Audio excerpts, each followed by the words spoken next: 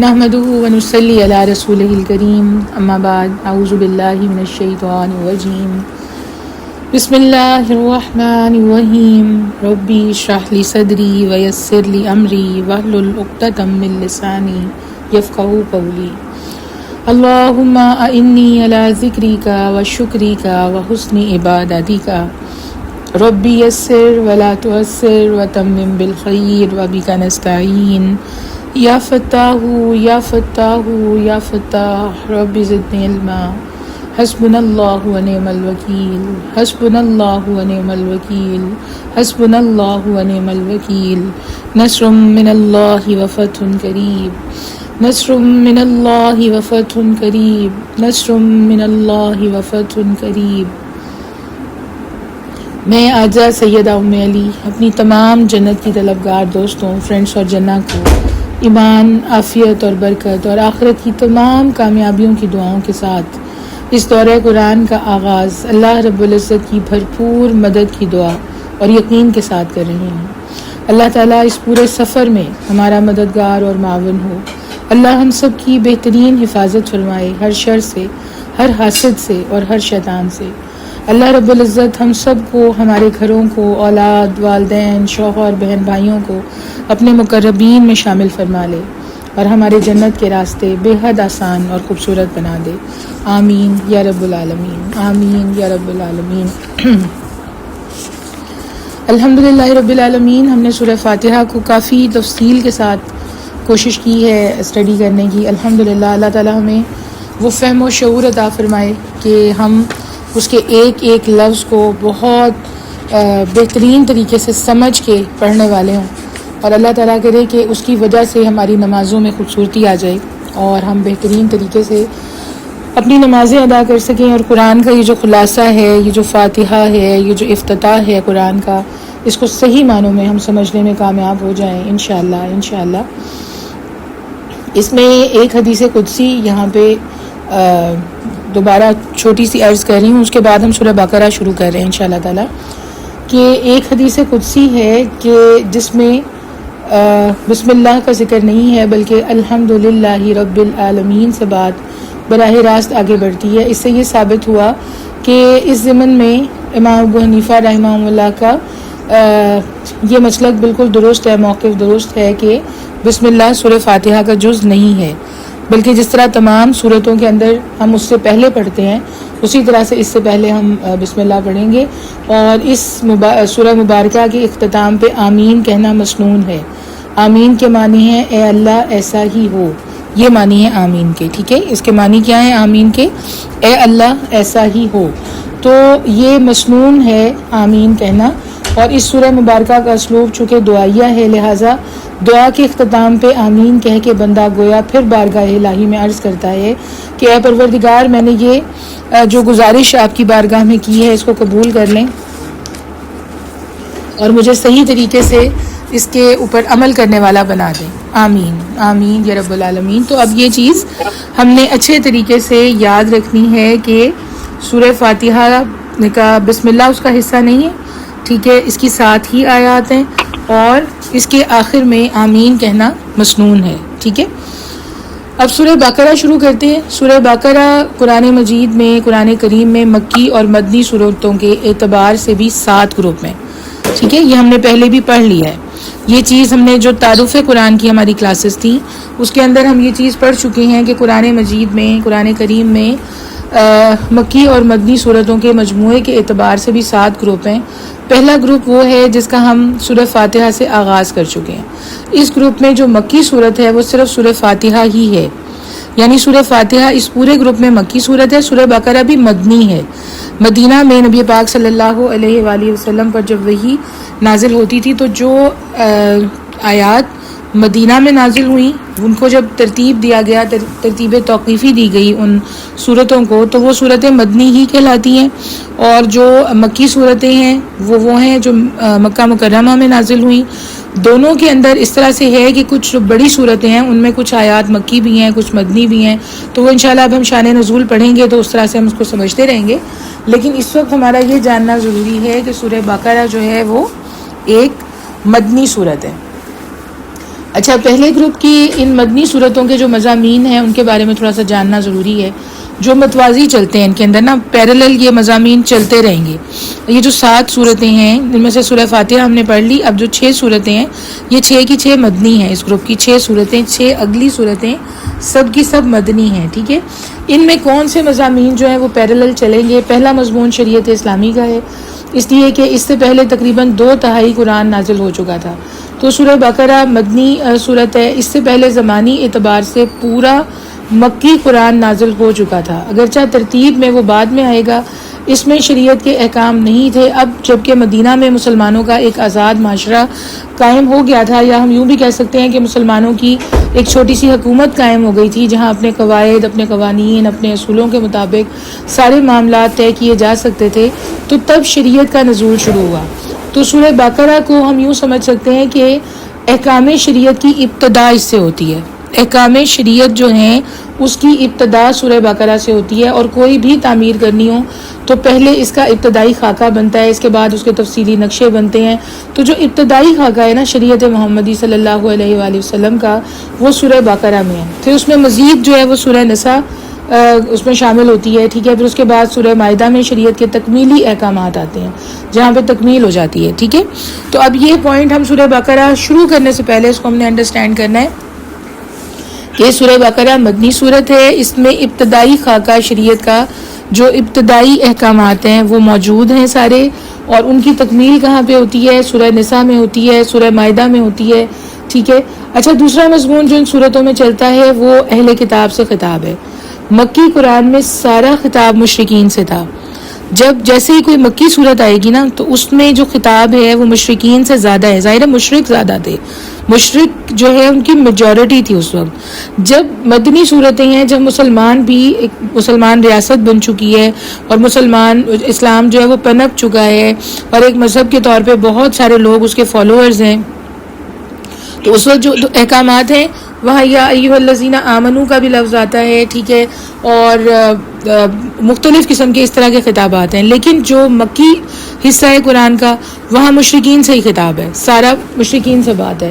تو اب جو دوسرا مضمون اس میں چلے گا نا وہ اہل کتاب سے خطاب ہے، یعنی کہ اس کے اندر مستقل جو بنی اسرائیل کا ذکر ہے اور جو الہامی مذاہب ہیں. ٹھیک ہے، وہ اہل کتاب جو ہیں، جو پہلے سے اسلامک جو کتابیں ہیں ان کے پاس موجود تھیں، اللہ تعالیٰ نے جو نازل کی، تو ان کتابوں کے اندر جو احکامات ہیں وہ اس میں آتے ہیں.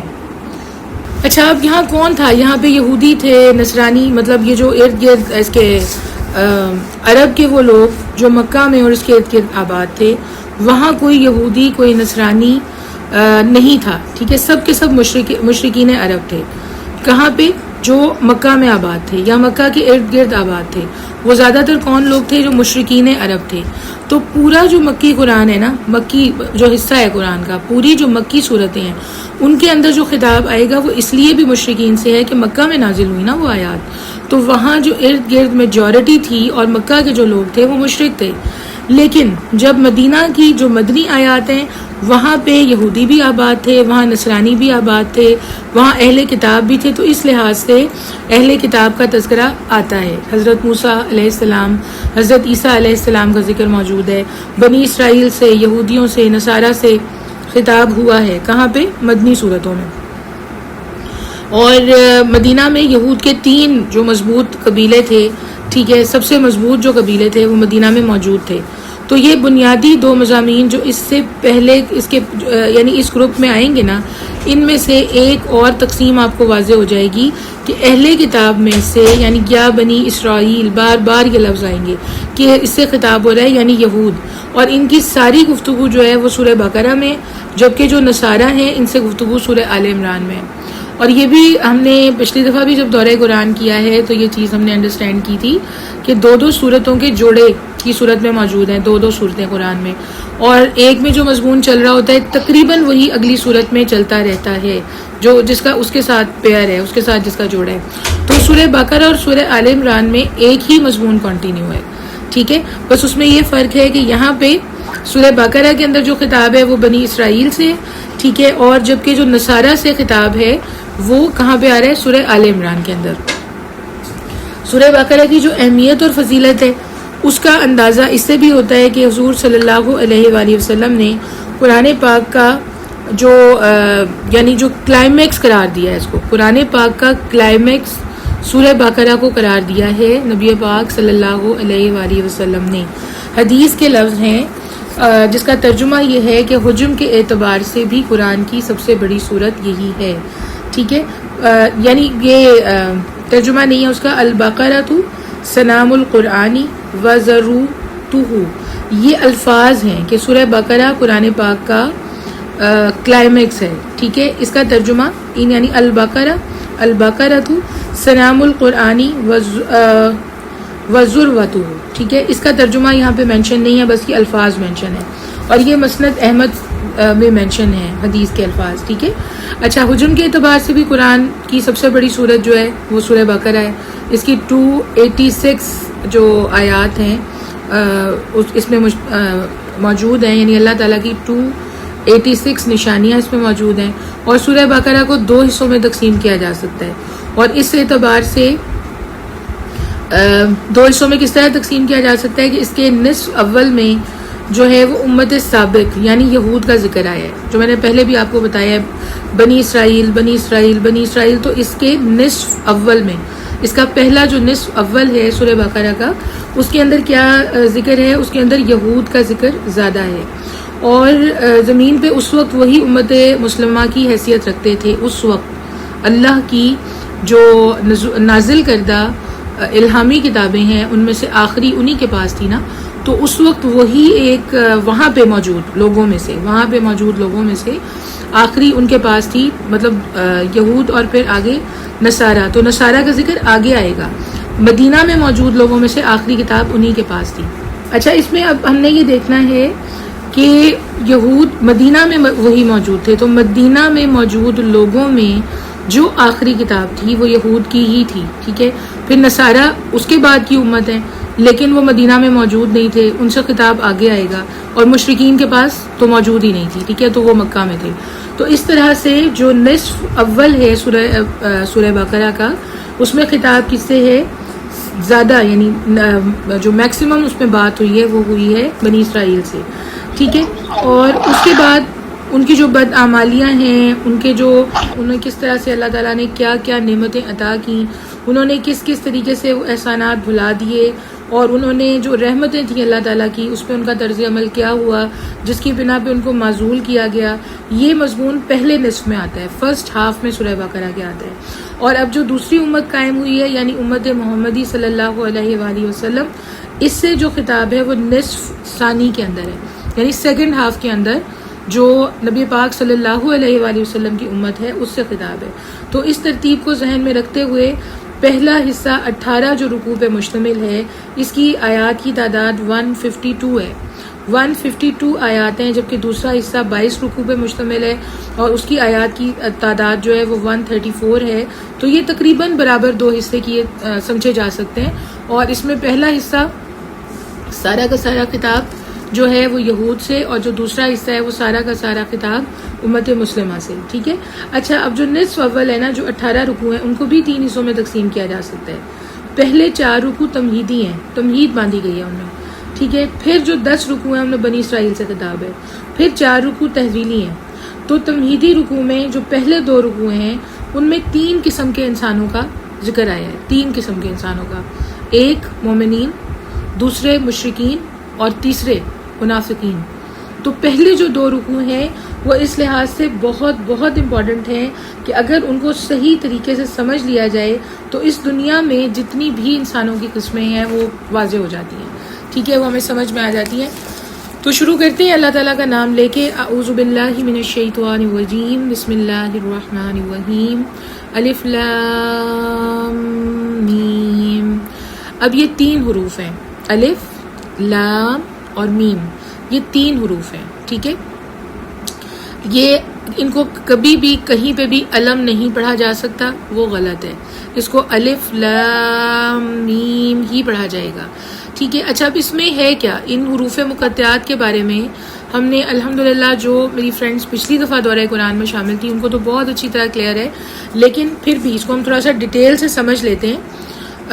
کوشش کروں گی بس اتنی ہی بات کروں جتنے میں جو پہلے پڑھ چکے ہیں ان کی ریویژن ہو جائے اور جو نئے ساتھ شامل ہوئے ہیں ان کو سمجھ میں آ جائے. تو حروف مقطعات کیا ہیں جو ان کے بارے میں یہ جاننا ضروری ہے کہ یہ ان کے حقیقی، حتمی اور یقینی مفہوم کوئی بھی نہیں جانتا، کسی کو بھی نہیں پتا. اگر کوئی دعویٰ کرے گا وہ غلط کرے گا، ٹھیک ہے، سوائے اللہ اور اللہ کے رسول صلی اللہ علیہ وآلہ وسلم کے. ان حروف کے یہ قرآن پاک میں مختلف مقامات پہ آئیں گے، ٹھیک ہے، اور ان کو ہم نے الگ الگ حرف کے طور پہ ہی پڑھنا ہے. اور ایک حرف کی جس طرح سے 10 نیکیاں قرآن میں ایک حرف کے پڑھنے کی ہیں وہ ان کی ملتی ہیں، لیکن ان کا جو مطلب ہے وہ سوائے اللہ اور اللہ کے رسول صلی اللہ علیہ وآلہ وسلم کے اور کوئی بھی نہیں جانتا. یہ بیسیکلی ایک راز ہے اللہ اور اللہ کے رسول کے مابین، یعنی نبی پاک صلی اللہ علیہ وآلہ وسلم اور اللہ رب العزت کی جو آپس میں کوئی گفتگو ہے جو انہی کو پتہ ہے، ٹھیک ہے. اس میں انہی کو پتہ ہے کہ کیا انڈیکیشنز نبی پاک صلی اللہ علیہ وآلہ وسلم کو اللہ رب العزت نے عطا کیے، یا کیا راز ہیں، وہ دنیا کے ہیں یا وہ آخرت کے ہیں، وہ اس وقت کے معاملات تھے یا وہ رہتی دنیا تک کے معاملات تھے، وہ بالخصوص نبی پاک صلی اللہ علیہ وآلہ وسلم کے لیے کی ذات اقدس کے لیے تھے یا وہ باقی تمام امت کے لیے تھے. کوئی اس کا مطلب نہیں جانتا. بس یہ ایک راز ہے اللہ اور اللہ کے رسول صلی اللہ علیہ وآلہ وسلم کے مابین. اور حروف مقطعات کے بارے میں بہت سی رائے قائم کی گئی ہیں، لیکن ان میں سے کوئی بھی چیز نبی پاک صلی اللہ علیہ وآلہ وسلم سے منقول نہیں ہے، ٹھیک ہے. آراء قائم کی گئی ہیں، کچھ لوگوں نے اس کو سمجھنے کی کوشش کی، لیکن سمجھنا ضروری ہے ہی نہیں. جب نبی پاک صلی اللہ علیہ وآلہ وسلم نے نہیں بتایا، جب آپ کی زبان اقدس سے ہمارے تک نہیں پہنچا کہ ان حروف کا کیا مطلب ہے یا یہ کیوں ہیں یا اس میں ڈائریکشن کیا ہے، تو ہمارے لیے بھی جاننا ضروری نہیں ہے. تو یہ بات البتہ یہ بات ثابت ہے کہ اس طرح کے حروف مقطعات کا کلام میں استعمال جو تھا نا وہ عرب میں معروف تھا. عرب قوم میں یہ استعمال کیے جاتے تھے، اس طرح سے حروف استعمال کیے جاتے تھے. اس لیے اس وقت موجود عرب میں سے یا مشرکین عرب میں سے یا یہود و نصارہ میں سے کسی نے بھی اس پہ کوئی اعتراض نہیں کیا تھا، کیونکہ وہ مستعمل تھے، پہلے سے استعمال کیے جاتے تھے اور بہت زیادہ استعمال کیے جاتے تھے. تو لوگ ان ٹرمز کو سمجھتے تھے کہ اس طرح سے بھی آپس میں کوئی سیکرٹ شیئر کیا جا سکتا ہے. اس کا مطلب عام لوگوں کو پتہ نہیں ہوتا تھا، جو دو لوگ آپس میں بات کر رہے ہوتے تھے ان کو پتہ ہوتا تھا، ٹھیک ہے. تو یہاں پہ اللہ رب العزت نے نبی پاک صلی اللہ علیہ وآلہ وسلم کو اس میں کیا خطاب کیا ہے، کیا فرمایا ہے، کیا انڈیکیشن دیا ہے، یہ کوئی نہیں جانتا، ٹھیک ہے، اور اس کا جاننا ضروری ہے بھی نہیں. قرآن مجید کی ٹوٹل جو ہے وہ 114 صورتیں ہیں، 114 ہیں.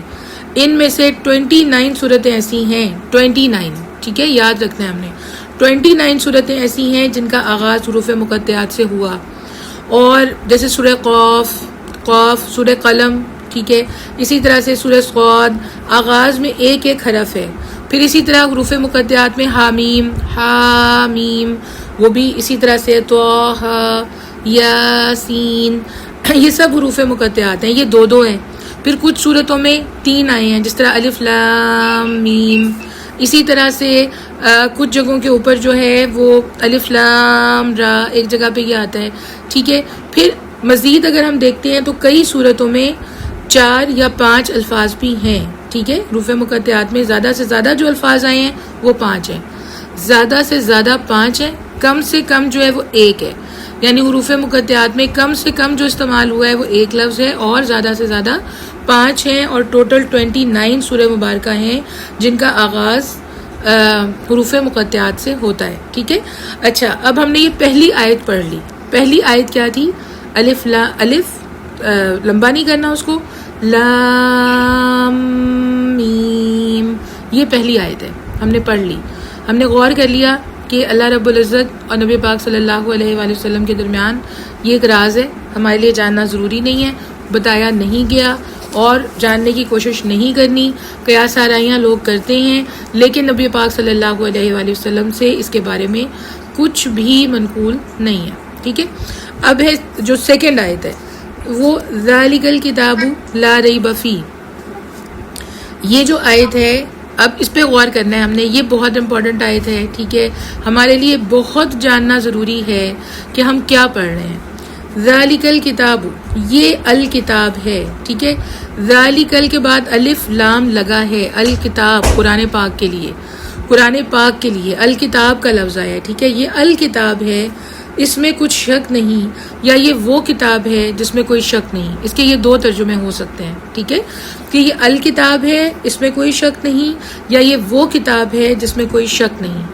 اب ہم نے الحمدللہ رب العالمین سورہ فاتحہ کو اتنا تفصیل سے پڑھا ہے کہ قرآن کا خلاصہ ہمیں سمجھ میں آ چکا ہے، ٹھیک ہے. قرآن پاک کا جو ون لائن ہے وہ ہمیں سمجھ آ چکا ہے. قرآن پاک کا جو راز ہے وہ ہمیں سمجھ آ چکا ہے. اور وہ راز کیا ہے کہ تمام تر تعریفیں اللہ رب العزت کے لیے ہیں. وہ رحمان بھی ہے، وہ رحیم بھی ہے، وہ مالک یوم الدین بھی ہے. ہم نے ایک عہد وفا کیا ہے اللہ تعالیٰ سے اس صورت میں، ایاک نعبد و ایاک نستعین کی صورت میں. اور اس کے بعد اللہ تعالیٰ نے دنیا کی سب سے خوبصورت اور مکمل دعا وہاں ہمیں سکھا دی ہے، اہدنا الصراط المستقیم صراط الذین انعمت علیہم غیر المغضوب علیہم ولا الضالین. اب یہ دل پہ لکھا جا چکا ہے. اتنا الحمدللہ رب العالمین اتنی کوشش کی ہے اس کا تاثر قائم کرنے کی، اپنا چہرہ اس آئینے میں دیکھنے کی، اپنی ذات کی نفی کرنے کی. اس کائنات میں موجود ہماری سے جڑی ہوئی جتنی بھی چیزیں ہیں ان کی نفی کر کے ہم نے سب کچھ اپنے رب کے حوالے کر دیا ہے، اور وہ سب کچھ رب کے حوالے کر کے ہم نے اس کو مالک یوم الدین مان لیا ہے، اور پھر ایک عہد وفا کیا اور پھر ایک دعا مانگی ہے. اب قرآن کا تعارف کرایا جا رہا ہے. وہاں رب کریم کا تعارف تھا، وہاں رب کریم کا تعارف تھا، وہاں رب اور بندے کا عہد وفا تھا، بندے کا رب سے عہد وفا وہ وہاں تھا. وہاں وہ دعا تھی جس کو مانگ لینے کے بعد انسان اللہ کی پناہ میں آ جاتا ہے.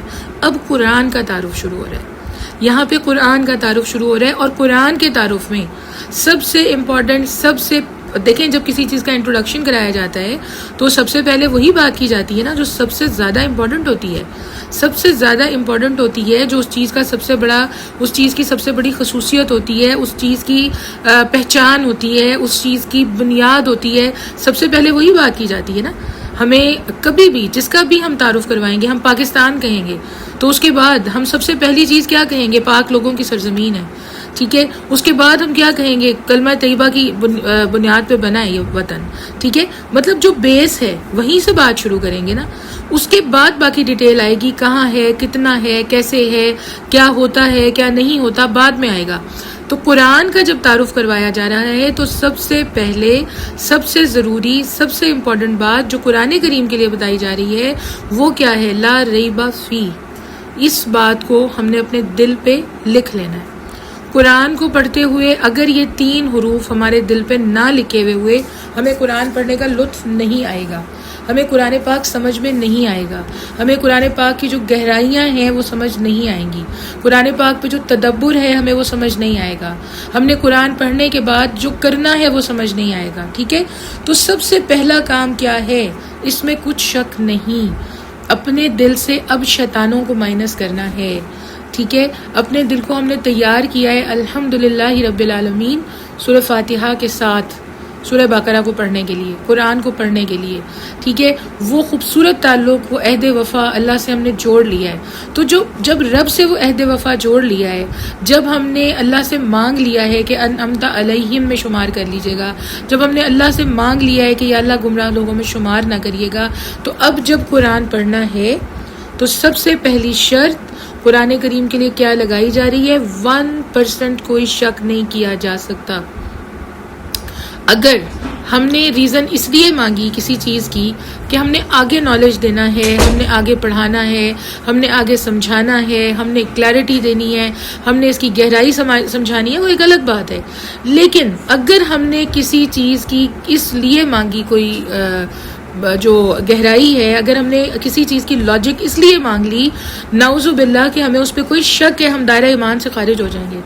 ہم دائرہ ایمان سے خارج ہو جائیں گے اگر ہم نے اس کے ایک لفظ پہ، ہم نے اس کی ایک انفارمیشن پہ، ہم نے اس کی بتائی ہوئی ایک ڈائریکشن پہ، ہم نے اس کی بتائی ہوئی کوئی بھی جو چیز ہے اس کتاب میں موجود، اس کے اندر اگر ہمارا ذرا سا بھی دل کمزور پڑا، ذرا سا بھی شیطان کے حوالے ہوا، ذرا سا بھی ہم کسی شک میں مبتلا ہوئے، ہم دائرہ ایمان سے خارج ہو جائیں گے. اس لیے اس کتاب پہ، یہ جو عظیم کتاب ہے، یہ جو رب عظیم کی عظیم کتاب ہے، یہ جو اللہ کی نشانی اس وقت ہم پڑھ رہے ہیں، اس میں ہم نے بالکل اس چیز کو قلب و نظر میں اچھے طریقے سے بسا کے چلنا ہے کہ لا ریب فی، اس میں کوئی شک نہیں ہے۔ جو شک پیدا کرنے کی کوشش کرے وہ کافر ہو جاتا ہے، جو شک پیدا کرنے کی کوشش کرے وہ شیطان کا حصہ ہے، حزب الشیطان ہے۔ جو شک پیدا کرنے کی کوشش کرے اس سے دور بھاگیں، دجال ہے۔ اس میں شک نہیں ہے، کوئی کسی طرح کا شک نہیں ہے۔ 100% یہ اللہ رب العزت نے ایک ایک نشانی اس میں وہ بیان کی ہے جس پہ ایک پہ ہم اپنی زندگی لگا دیں نا، اگر ایک آیت پہ ہم اپنی پوری زندگی لگا دیں، آپ یقین کریں اس میں اتنی گہرائیاں ہیں، اتنی گہرائیاں ہیں کہ اگر ایک آیت پہ ہم اپنی پوری زندگی لگا دیں ہم حق ادا نہیں کر سکتے۔ وہ اللہ رب العزت کی رحمت ہے کہ اس نے اتنا حق ادا ہم سے لیا نہیں، اور اس نے ہمیں اتنا سمجھنے کے قابل بنایا جتنا ہمارے لیے ضروری تھا، ورنہ ہم اس کی گہرائیاں سمجھ ہی نہیں سکتے۔ تو سب سے پہلی جو چیز ہے جس میں ہم نے غور کرنا ہے وہ یہ ہے کہ اس آیت کے اس ٹکڑے کے 2 ترجمے ہو سکتے ہیں، ٹھیک ہے؟ 2 ترجمے ہم نے کر لیے۔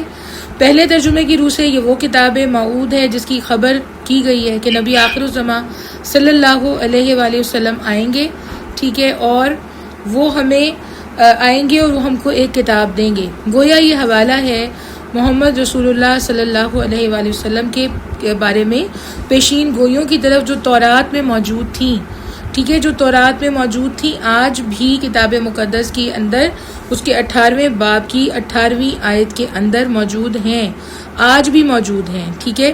کہ نبی پاک صلی اللہ علیہ وآلہ وسلم تشریف لائیں گے۔ ترجمہ کیا ہے اس کا؟ وہ جو 18ویں باب میں موجود ہے، کس چیز میں، کہاں موجود ہے؟ جو کتاب ان کے پاس موجود تھی، ان کے پاس جو کتاب اس وقت یہود کے پاس موجود تھی، اس کے اندر اس کے 18ویں باب کی 18ویں آیت ہے کہ میں ان اسرائیل کے لیے ان کے بھائیوں بنی اسماعیل میں سے تیری مانند ایک نبی برپا کروں گا، اور وہ اپنا کلام اور اپنا کلام ان کے یہاں پہ لفظ ہے، میں ترجمہ مطلب پڑھ رہی ہوں تو میں چینج نہیں کر رہی، لفظ یہ ہے کہ اپنا کلام میں ان کے منہ میں ڈالوں گا اور جو کچھ انہیں حکم دوں گا وہی وہ کہیں گے۔ یعنی نبی پاک صلی اللہ علیہ وآلہ وسلم کی زبان مبارک سے قرآن کریم ہم تک پہنچا، اور جو احادیث ہم تک پہنچی وہ سب کی سب اللہ ہی کا اذن ہے، وہ سب کی سب اللہ ہی کا حکم تھیں۔ تو یہ جو پہلی آیت ہے اس میں بھی بالکل یہ کلیئرٹی دی جا رہی ہے، اور اس کا ریفرنس اس سے پہلے موجود تھا، قرآن سے پہلے، وہ ریفرنس میں نے یہاں پہ آپ کو پیش کیا ہے۔ اسی طرح سے بائبل میں نبی پاک صلی اللہ علیہ وآلہ وسلم کی لیے پیشین گوئیاں تھیں، جو آگے چل کے ہم انشاءاللہ سورہ اعراف کے ساتھ اس کو پڑھیں گے، ٹھیک ہے؟ تو یہاں پہ ایک بات کی طرف اشارہ ہو رہا ہے کہ یہ وہی کتاب موعود ہے جو نازل کر دی گئی ہے، نازل کر دی گئی ہے محمد رسول اللہ صلی اللہ علیہ وآلہ وسلم پہ، اور اس میں کوئی شک و شبہ کی گنجائش نہیں ہے، اس میں ہر شے اپنی جگہ پہ یقینی ہے، حتمی ہے، اٹل ہے، اور یہ دنیا کی واحد کتاب ہے جو یہ دعویٰ لے کے اٹھی ہے کہ اس میں کوئی شک و شبہ نہیں ہے۔ آپ یہ دیکھیں، قرآن پاک کا یہ بھی معجزہ ہے، نبی پاک صلی اللہ علیہ وآلہ وسلم کا معجزہ قرآن کریم ہے، ٹھیک ہے؟ اور اس میں اس کی آیت، پہلی آیت ہی یہ ثابت کر رہی ہے سورہ بقرہ کی کہ وہ ایک عظیم کتاب ہے۔ دنیا کی کوئی بک نہ اس سے پہلے نہ اس کے بعد اس طرح سے سٹارٹ نہیں ہوئی، کوئی صورت اس طرح کے دعوے سے سٹارٹ نہیں ہوئی کہ یہ وہ کتاب ہے جو اٹل ہے، جو حتمی ہے، جو ہمیشہ کے لیے ہے، اس میں کوئی شک نہیں ہے۔ اس میں جتنی چیزیں بتائی گئی ہیں سب کی سب اللہ رب العزت کی طرف سے ہیں۔ اب ایک تو ہمارے سے خطاب ہے نا رہتی دنیا تک کہ اس کتاب کو ایسے پڑھنا ہے کہ اس پہ 1% بھی شک نہیں کرنا، ایک جو اس وقت تک شریعتیں موجود تھیں ان سے خطاب ہے کہ ان کو رد کر کے یہ بتایا جا رہا ہے کہ اب یہی کتاب ہے، اب یہی کتاب ہے اور اس میں کوئی شک نہیں ہے، اس لیے اس کے بارے میں، اس میں جس چیز کے بارے میں بتایا جائے کہ وہ اس پہ اب امپلیمنٹ کرنا ہے، اس کا امپلیمنٹ کرنا ہے، وہ ہو جائے گا۔ جس کے بارے میں بتایا جائے کہ اس کو منسوخ کر دیا گیا، وہ منسوخ ہے، وہ شریعت اس وقت منسوخ کر دی گئی ہے جو اس سے پہلے موجود ہے، ٹھیک ہے؟ تو یہ دو طرف خطاب کیا جا رہا ہے، اس چیز کو، اس پوائنٹ کو بھی ہم نے انڈرسٹینڈ کرنا ہے۔ اس کے بعد اگلا اشارہ اس میں کیا ہے کہ اس میں مطلب یہ تو ہم نے سمجھ لیا نا کہ اس میں کوئی شک و شبہ نہیں، جو کتابیں آسمانی کہلائی جاتی ہیں نا ان کے اندر بھی یہ دعویٰ موجود نہیں ہے، ان کے اندر بھی جتنی آسمانی کتب ہیں ان کے اندر بھی یہ دعویٰ موجود نہیں ہے. انسانی کتابوں میں تو سوال ہی نہیں پیدا ہوتا کہ یہ دعویٰ کسی بھی کتاب نے کیا ہو کہ یہ وہ ہے، یہ وہ کتاب ہے جس میں کوئی شک نہیں ہے. ٹھیک ہے. اسی طرح سے اس کے اندر جو دوسرا جملہ ہے، ٹھیک ہے، دوسرے جملے کی روح سے پہلا جملہ کیا ہوگا؟ ذالک الکتاب لا ریب فیہ. ٹھیک ہے، ابھی یہاں تک یہ پہلا جملہ مکمل ہوا ہے. اب جو دوسرا جملہ ہے، اسی کے اندر جو دوسرا جملہ ہے ھدی للمتقین، ھدی للمتقین، تو کمپلیٹ تعارف ہو گیا، کمپلیٹ تعارف ہو گیا. پہلی چیز یہ کہ وہ کتاب ہے جس میں شک نہیں ہے، جس پر ڈاؤٹ نہیں کر سکتے، جس میں ہر چیز اللہ کی طرف سے ہے، جس میں ہر چیز اللہ رب العزت کے اذن سے ہے، جو اب پچھلی تمام شریعتوں کو منسوخ کر دیا ہے اس نے، اس کتاب نے. ٹھیک ہے، ایک چیز تو یہ ہو گئی. دوسری چیز یہ کہ اچھا یہ بالکل 100% ہم نے اس پہ یقین کیا ہے اور مانا ہے کہ اس میں کوئی شک نہیں. تو اب آگے دیکھنا ہے کن کے لیے، ہے کن کے لیے؟ کیا مومنین کے لیے؟ کیا محسنین کے لیے کتاب ہے؟ کیا مخلصین کے لیے کتاب ہے؟ کیا یہ مسلمان کے لیے ہے صرف؟ کیا یہ جو ہے وہ کتنی طرح کا تعارف اللہ تعالیٰ نے کرایا نا اپنے بندوں کا، صالحین کے لیے ہے. ٹھیک ہے، کیا یہ صدیقین کے لیے ہے؟ ساری کی ساری چیزوں پہ افضل کس چیز کو قرار دیا گیا ہے؟ ھدی للمتقین، کہ یہ ہدایت ہے تقوی اختیار کرنے والوں کے لیے. ٹھیک ہے، ڈکلیئر کیا گیا ہدایت ہے. ہم نے اللہ سے مانگا کیا تھا سورہ فاتحہ کے اندر؟ اہدنا الصراط المستقیم. ہم نے صراط مستقیم اللہ سے مانگا. ہم نے اللہ سے مانگا انعمت علیہم میں شامل کر دیجئے، اللہ سے مانگا. ٹھیک ہے، تو اللہ رب العزت نے اس کے بعد کیا چیز ہمارے حوالے کی؟ ہدایت. ایک کتاب جس میں کوئی شک نہیں ہے، وہ پوری کی پوری ہدایت ہے. لیکن کن کے لیے؟ جو تقوی اختیار کریں گے. اب تقوی کیا ہے؟ تقوی کیا ہے؟ اللہ کا ڈر، اللہ رب العزت کا ڈر. یہ جو ہم اتنے آرام سے جملہ بول دیتے ہیں نا کہ کوئی بات نہیں اس چیز کو اتنا سا کر لیں گے، یہ جملہ ہم اپنے ساتھ ظلم کرتے ہیں، کیونکہ ہم اپنے آپ کو اس وقت اس ہدایت سے، اس تقوی سے، اس ڈر سے باہر لے جا رہے ہوتے ہیں. اہل اللہ کا طریقہ کیا ہے کہ جو اللہ نے کہہ دیا، جو اللہ کے حبیب نے کہہ دیا، جو احکامات آ گئے منو ان پہ عمل کرنا ہے، پورے طریقے سے ان پہ عمل کرنا ہے، پورا اسی طریقے سے اس پہ عمل کرنا ہے. ہاں، اجتہاد کا راستہ بند نہیں کرنا، اجتہاد کا راستہ بند نہیں کرنا. مسلمان دنیا میں فائٹ کرنے والا ہوتا ہے، مسلمان چیزوں کو اچیو کر کے، امپروو کر کے آگے لے جانے والا ہوتا ہے، وہ نئی نئی ایجادات کرنے والا ہوتا ہے، کیونکہ اللہ تعالیٰ نے اس کے دماغ کی تمام تر ونڈوز اوپن کر دی ہیں.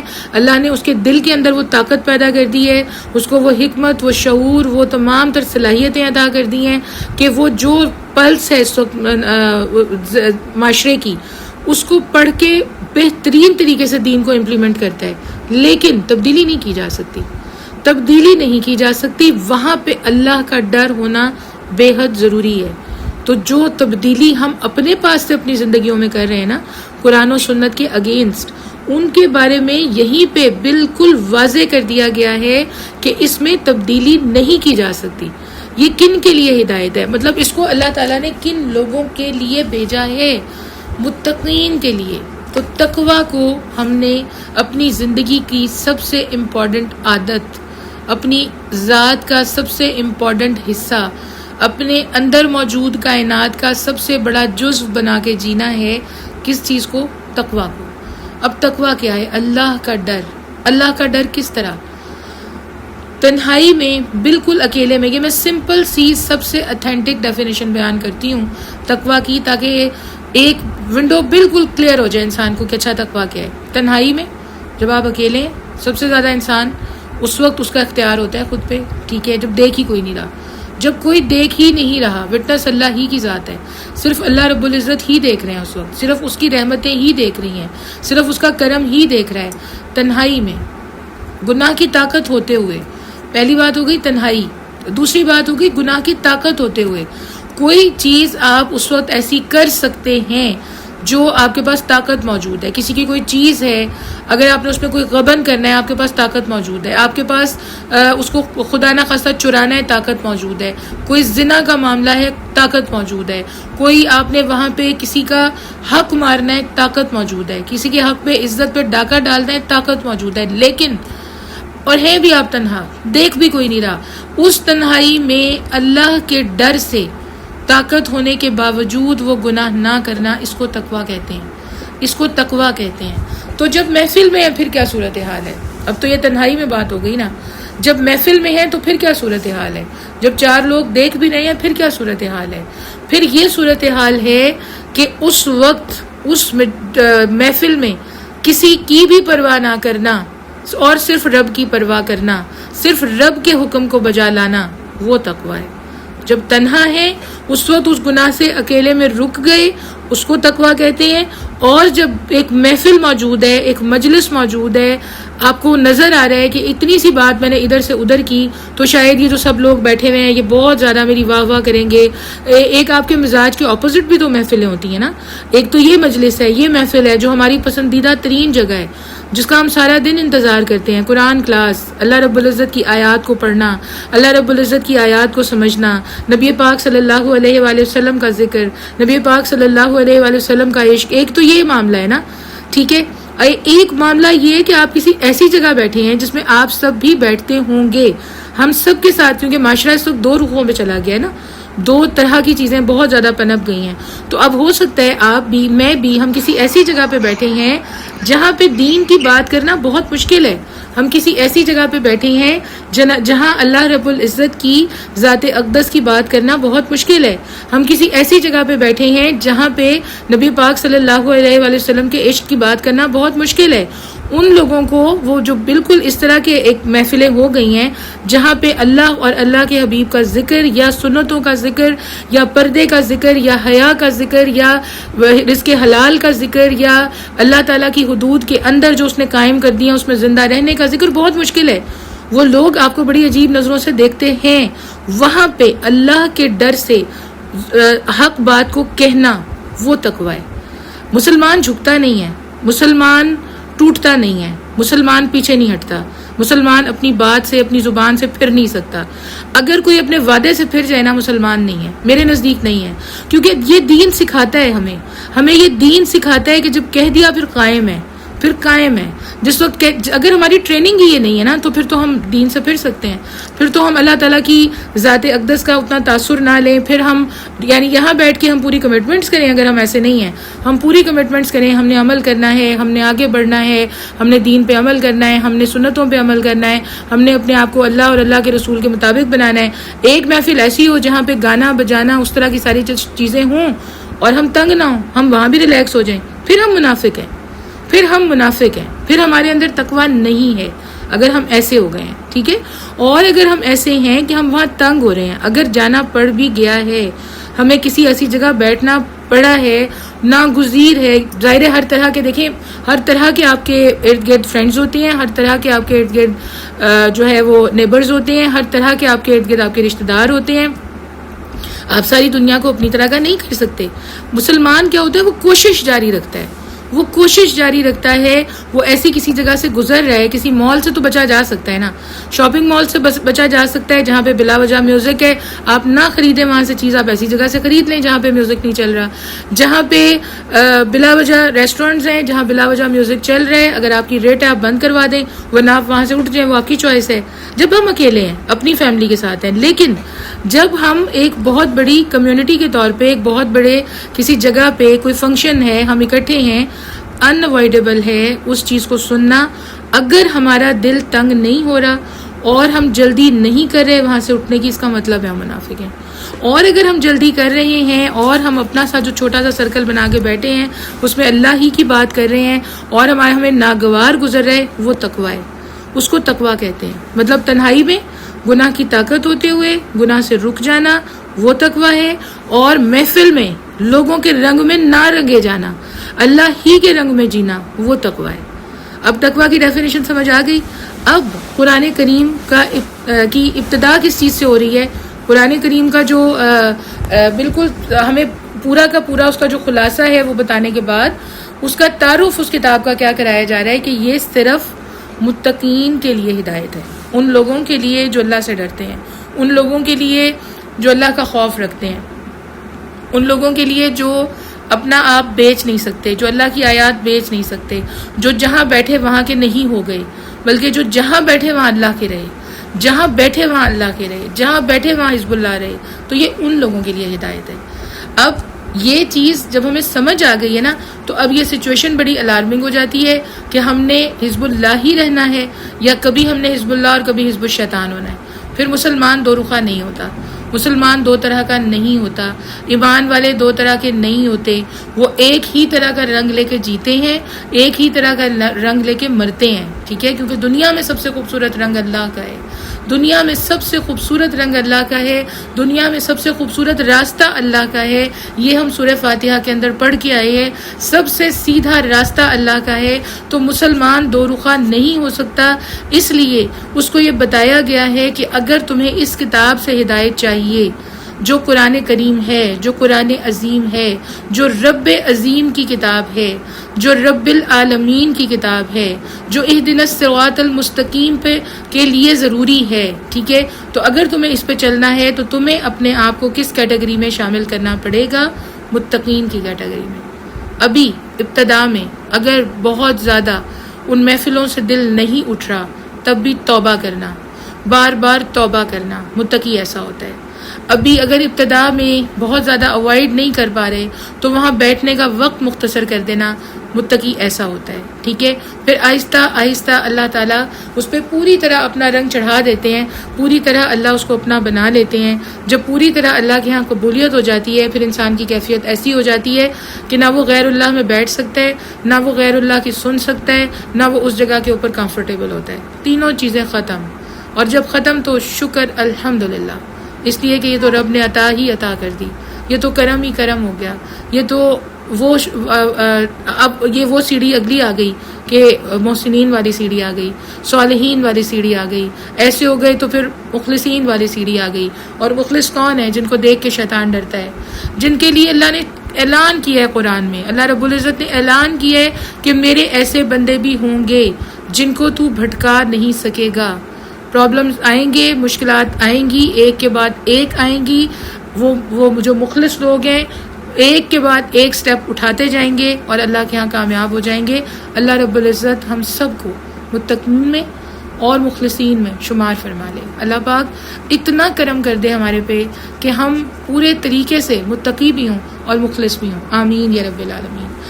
اچھا، اس کے بعد ہم نے یہ جاننا ہے کہ اب دو باتیں ہم نے کمپلیٹ کی ہیں، ایک اس میں کوئی شک نہیں، دوسری بات کہ یہ متقین کے لیے ہدایت ہے، ٹھیک ہے؟ یہ تقوی اختیار کرنے والوں کے لیے ہدایت ہے، ان لوگوں کے لیے ہدایت ہے جو بچنا چاہیں۔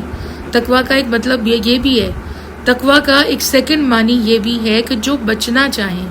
اب جو بچنا ہی نہیں چاہتے، دیکھیں سمندر کے کنارے کھڑا ہے انسان، سمندر کے کنارے کھڑا ہوا ہے، ٹھیک ہے؟ اس کو پوری کی پوری ڈائریکشنز دی گئی ہیں کہ آپ نے یہ جو اتنی اونچی لہریں ہیں ان کے اندر نہیں جانا، اگر آپ جائیں گے تو آپ ڈوب جائیں گے، ٹھیک ہے؟ اس کو تیراکی بھی نہیں آتی، اس کو نہیں پتا کہ کیسے تیرنا ہے، اور وہ خود جا کے ان لہروں کا شکار ہو جائے تو اس کو کیا کہا جائے گا کہ وہ بچنا نہیں چاہتا تھا، وہ انسان بچنا نہیں چاہتا تھا، اس کا فہم و شعور اس قابل نہیں تھا، یا اس نے جان کے یہ قدم اٹھایا یا جو بھی معاملہ تھا، لیکن وہ بچنا نہیں چاہتا تھا۔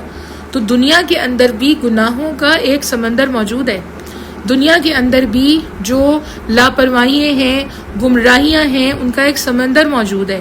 اب ہمیں سمجھا دیا گیا اتنے مختصر 7 نشانیاں، 7 آیات، قرآن کا خلاصہ، قرآن کا راز ہمیں سمجھا دیا گیا، ہمیں بتا دیا گیا ہے صراط مستقیم کیا ہے، ہمیں بتا دیا گیا ہے انعام یافتہ لوگوں کا راستہ ہے۔ اب ہمیں بتا دیا گیا ہے، ہمیں کلیئرلی بتا دیا گیا ہے کہ ہدایت یافتہ لوگوں کا راستہ کیا ہے، ٹھیک ہے؟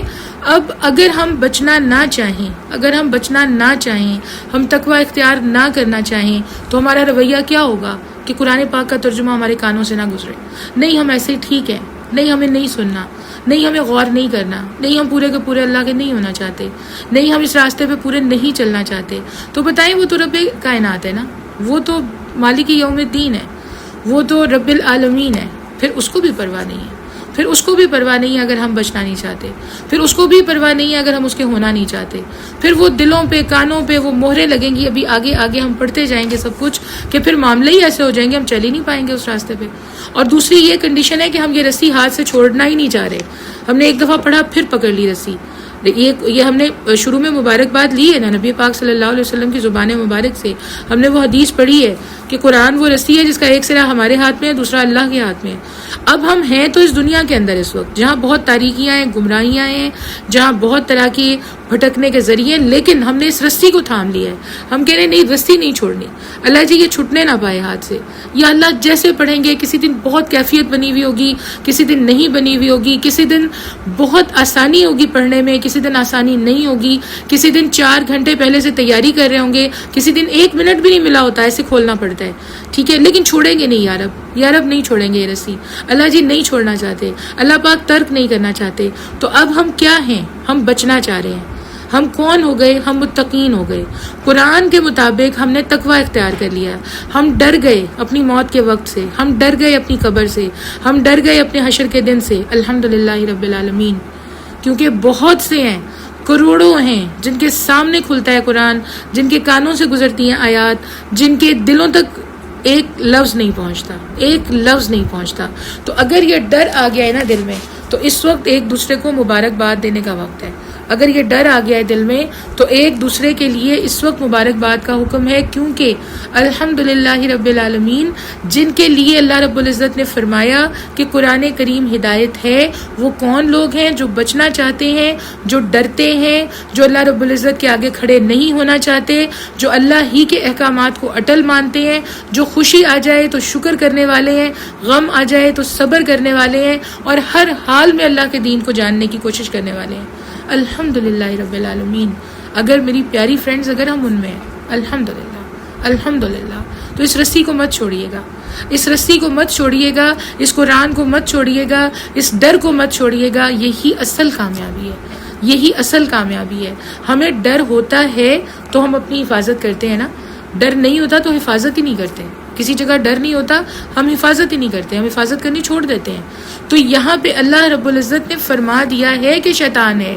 اللہ رب العزت نے فرما دیا ہے وقت بہت محدود ہے. اللہ رب العزت نے فرما دیا ہے وقت ختم ہو جانے والا ہے، یہ ختم ہو جائے گا. اور اچانک اناؤنسمنٹ ہے، نہیں ڈکلیئر کیا گیا کہ ابھی تمہارے پاس 10 سال ہیں، 15 سال ہیں، 50 سال ہیں. نہیں بتایا گیا. یہ بتایا گیا کہ کبھی بھی کہیں بھی جب اس کا حکم ہو گیا. تو پھر اتنا جب الرٹ کیا گیا ہے تو پھر انسان کامیاب وہی ہوگا نا جو تقوی اختیار کرے گا، جو بچے گا، جو اللہ تعالیٰ کی رسی کو تھامے رکھے گا، جو ادھر ادھر کی چیزوں کا شکار نہیں ہوگا. وہی عقل مند ہوگا، اسی پہ کرم ہوگا، اسی پہ عطا ہوگی، وہی اللہ کا چنا ہوا بندہ ہے. ٹھیک ہے، تو اس کو دل تک جانے دیں اس آیت کو. اچھا، جو اس کا مطلب ہے نا، یہ کہاں سے نکلا ہے لفظ؟ اس کا روٹ ورڈ کیا ہے؟ ہدایت کا، یعنی یہ جو متقی ہونا ہے، تقوی جو ہے، تو تقوی کا روٹ ورڈ کیا ہے؟ واقع یاقی، یہ اس کا روٹ ورڈ ہے. ٹھیک ہے، اس کا مفہوم ہے کسی کو بچانا، جبکہ تقوی کا مطلب ہے خود بچنا. ٹھیک ہے، اب ایک لفظ کے اندر 2 معنی ہیں، غور کیجئے گا. ایک لفظ کے اندر 2 معنی ہیں، ایک ہے کسی کو بچانا، ایک ہے خود بچنا. اب اس کو ہم اپنی ذات پہ اپلائی کریں تو مطلب یہ بنتا ہے کہ جسم تقوی اختیار کر رہا ہے اور روح کو بچانے کی کوشش کر رہا ہے، یا روح تقوی اختیار کر رہی ہے اور جسم کو بچانے کی کوشش کر رہی ہے. ٹھیک ہے، اگر ہم اس کے دونوں معنی پہ غور کریں، ایک مطلب یہ ہو گیا. دوسرا مطلب تقوی کا یہ ہو گیا کہ انسان خود بچ رہا ہے اور اپنے ارد گرد اپنے پیاروں کو بچانے کی کوشش کر رہا ہے. انسان خود بچ رہا ہے اور اپنے ارد گرد موجود اپنے محبت والے رشتوں کو بچانے کی کوشش کر رہا ہے. انسان خود بچ رہا ہے اور اپنے معاشرے کو بچانے کی کوشش کر رہا ہے. تو یہی ذمہ داری ہے. یہ اس آیت کا جو اینگل ہے وہ یہ ہے کہ اولین ذمہ داری پھر متقی کی کیا ہے؟ خود بھی بچنا، اوروں کو بھی بچانے کی کوشش کرنا. اولین ذمہ داری پھر ایک مومن کی بھی کیا ہے؟ خود بھی بچنا، اوروں کو بچانے کی کوشش کرنا. اولین ذمہ داری پھر آگے محسنین کی، مخلصین کی کیا ہے؟ کہ خود بھی بچنا ہے، اوروں کو بھی بچانے کی کوشش کرنی ہے. کیونکہ اگر معاملہ وہ ہوا جو لوگ یہاں پہ بہت زیادہ کہتے ہیں کہ اپنے گھر کی پرواہ کرو، کیا ہے معاشرے کا، ہونے دو جو ہو رہا ہے. ٹھیک ہے، ہر کوئی اپنا خود ذمہ دار ہے، کوئی فرق نہیں پڑتا، کسی کو کوئی فرق نہیں پڑنا. پڑھانے والوں کے لیے جو بھی پرابلمز ہوں گے، کئی لوگ یہ بات کرتے ہیں اور بڑا اونچی آواز میں، بڑے کلیئر الفاظ میں کرتے ہیں کہ اپنی نماز، اپنا روزہ، اپنے معاملات، بس یہی زندگی ہے. یہ زندگی ہوتی تو پھر قرآن کی ابتدا ایسے نہ ہوتی. اگر یہی زندگی ہوتی نا، پھر سب سے پہلے متقی کی ڈیفینیشن یہ نہ ہوتی. زندگی کی ڈیفینیشن یہ ہے کہ پرہیزگاری اختیار کرنی ہے، اللہ کا ڈر اختیار کرنا ہے، اللہ پاک سے ڈرتے رہنا ہے، علائشات سے جو گمراہ چیزیں ہیں، گمراہ کن چیزیں ہیں، ان سے بچنا ہے اور اوروں کو بچانے کی کوشش کرنی ہے، ورنہ انجام پھر وہ والا ہوگا نا، وہ جو ایک واقعہ ہے کہ ایک بستی کے اوپر اللہ تعالیٰ نے حکم دیا عذاب کا، تو حضرت جبرائیل امین نے فرمایا کہ یا رب اس میں ایک انسان بہت زاہد و عابد ہے اور وہ تو 24 گھنٹے آپ کی عبادت کرتا ہے، 24 گھنٹے وہ آپ کی یاد میں مگن رہتا ہے۔ اللہ رب العزت نے فرمایا اس کے گھر سے شروع کرو، اس کے گھر سے شروع کرو، کیونکہ جب میرے باقی بندے، اللہ کے باقی بندے ہیں نا، اگر آپ کو ایک چیز آتی ہے، اگر آپ کو ایک چیز پتہ ہے، اگر آپ کو ایک چیز کا نالج ہے اور آپ وہ مجھ تک نہیں پہنچا رہی یہ سوچ کے کہ نہیں میرے پاس ہے نالج تو کافی ہے، تو اس کا مطلب ہے آپ نے اللہ ہی کی ایک بندی سے پیار نہیں کیا، آپ نے اس کو اگنور کیا ہے، آپ نے اس کے لیے ضروری نہیں سمجھا وہ نالج پہنچانا۔ جبکہ دوسری طرف اگر کوئی انسان ہم تک نالج پہنچا رہا ہے، جو بھی علماء کرام ہیں، جو بھی چینلز ہیں، جو بھی جگہ ہیں، ٹھیک ہے، جس جگہ دنیا میں ریسرچ ہو رہی ہے، جہاں جہاں سے دین کے معاملات ہم تک پہنچائے جا رہے ہیں، وجہ کیا ہے؟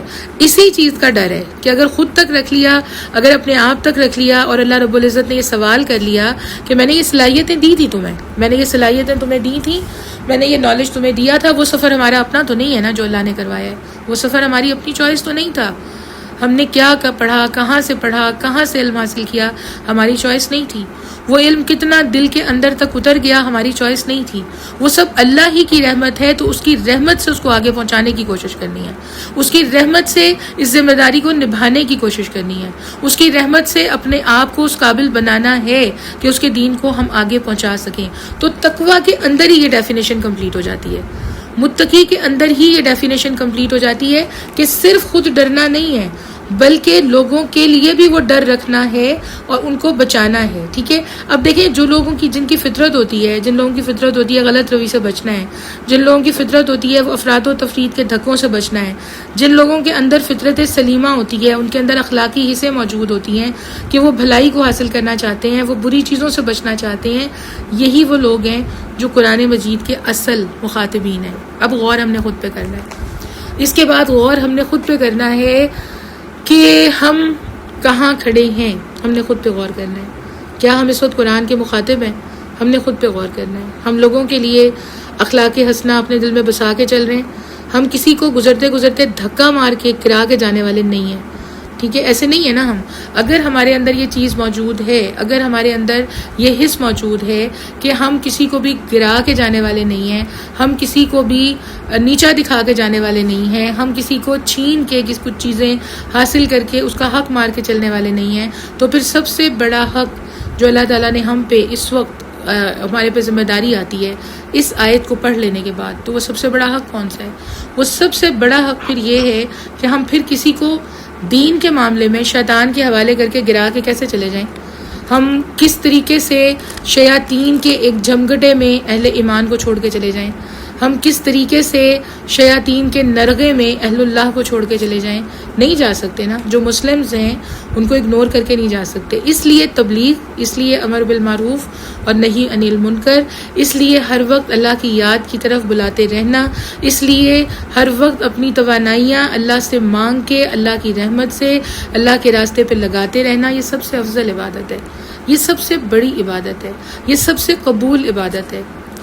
وہ انسان جو بے عمل نہیں ہے، جو وہی بتا رہا ہے جو وہ کرتا ہے، ٹھیک ہے، اس کی سب سے بڑی عبادت امر بالمعروف اور نہی عن المنکر ہے۔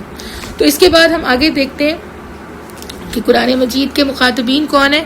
وہ لوگ جو متقی ہیں۔ اب ہمیں تقویٰ کی ڈیفینیشن سمجھ آ گئی، اب ہم نے اس آئینے میں اپنا چہرہ دیکھ لیا کہ اچھا ہم متقی ہیں یا نہیں، اگر ہیں تو کس حد تک ہیں، ہمیں صرف اپنا خیال ہے یا ہمیں باقی سب کا بھی خیال ہے، اگر باقی سب کا خیال ہے تو اس کے لیے ہم کیا کوششیں کر رہے ہیں، کیا پلان کر رہے ہیں، یہ لفظ ہمیں سمجھ میں آ گیا۔ اس کے بعد جس کے اب اگلی ہم نے پوائنٹ جو سمجھنا ہے وہ یہ ہے کہ گویا جس کے اندر بھی بچنے کی خواہش ہے اس کے لیے یہ کتاب ہدایت ہے، اس کے لیے یہ کتاب ہدایت ہے جس کے اندر بچنے کی خواہش ہے اور بچانے کی خواہش ہے، جس کے اندر لوگوں اپنے لیے بھی جنت کی تمنا ہے اور اپنے پیاروں کے لیے بھی جنت کی تمنا ہے۔